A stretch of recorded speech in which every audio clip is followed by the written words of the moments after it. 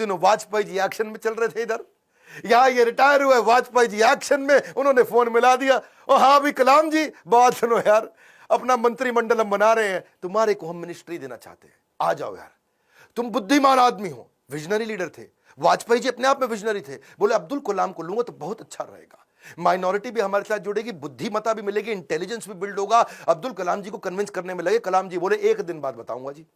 एक दिन बाद कलाम जी ने फोन कर दिया कि जी मैं अस्वीकार करना चाहता हूं, और मिल करके फिर जाके बोला कि मुझको एक नई पीढ़ी तैयार करनी है जो भारत को विश्व गुरु बना सके। एक नई पीढ़ी तैयार करने के लिए मैं कॉलेजेस में पढ़ाना चाहता हूं, अपनी टीचिंग के प्रोफेशन के लिए अन्नामलाई यूनिवर्सिटी तमिलनाडु साउथ वापस चले गए। अगली बार यहां तो सब ठीक हो गया, अब जब राष्ट्रपति बनने का समय आया 2002 में, कई लोगों का नाम आया, बहुत सी चीजें आगे पीछे हुई, और उन्हीं दिनों जब वो नाम आया तो फिर से यहां घंटी बजती रही इनके ऑफिस के अंदर, कलाम जी के। और जब ऑफिस में घंटी बजती रही, किसी को नहीं पता चला, तो किसी ने, इनके वाइस चांसलर ने इनके यूनिवर्सिटी में जाके भाग के कलाम जी को बोला, अरे कलाम जी आपके यहां प्रधानमंत्री जी का फोन आ रहा है बार बार। कलाम जी गए, उन्होंने फोन उठाया, तो नमस्कार, बातचीत शुरू हुई। तो वाजपेयी जी ने कहा, देखिए एक रिक्वेस्ट करूंगा, अब मना नहीं करना, पिछली बार आपने मना किया था, अब नहीं करना। तो कलाम जी ने पूछा, कहिए क्या रिक्वेस्ट है। वाजपेयी जी बोले, हम आपका नाम देश का राष्ट्रपति बनाने के लिए रिकमेंडेशन देना चाहते हैं, आप हाँ कर दीजिए। अब्दुल कलाम जी मुस्कुराए और बोले 1 घंटे का समय दीजिए। 1 घंटे के बाद वो वापस गए, उन्होंने फिर फोन किया और स्वीकार कर लिया, बोला ठीक है मैं इसके लिए तैयार हूं।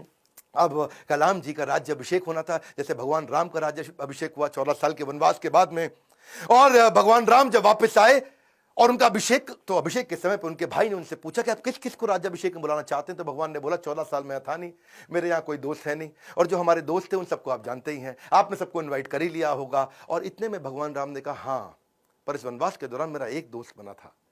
वही शुरुआत के जो साल थे, उन दिनों एक नाविक हमें नदी पार कराया करता था, केवट। वो केवट ने हमारी बहुत मदद करी है, वो हमारा मित्र है, उस केवट को बुला के लाओ राज्याभिषेक में। और केवट को लाके सबसे आगे भगवान राम के उस राज्याभिषेक में बुलाया गया था। ठीक उसी प्रकार जब अब्दुल कलाम जी से पूछा गया कि अब आपका भी राज्याभिषेक हो रहा है, you are going to become president of India, और कलाम जी ने कहा, आपने जिस जिसको बुलाना था सबको बुला लिया है, मेरे 2 ही मित्र हैं। जब मैं साउथ में रहा करता था तो उस समय एक मोची जो मेरे जूते बांधने में फटे जूते होते थे, उसने मेरी बहुत मदद करी, वो मेरा मित्र है, उसको बुला लीजिए। और एक ढाबे वाला जिसने उनको खाना खिलाया और कभी कभी 2 रोटी एक्स्ट्रा भी खिलाई, बोला उनको दोनों को जरूर बुला लीजिए। विनम्रता के उदाहरण खत्म थोड़ी होंगे। आमतौर पर जब व्यक्ति बड़ा होता है या राष्ट्रपति बन जाता है तो कहीं कहीं ट्रक लेकर के राष्ट्रपति भवन जाता है, और कहीं मल्टीप्लाइड एक्स्ट्रा ट्रक लेकर के बाहर निकलता है।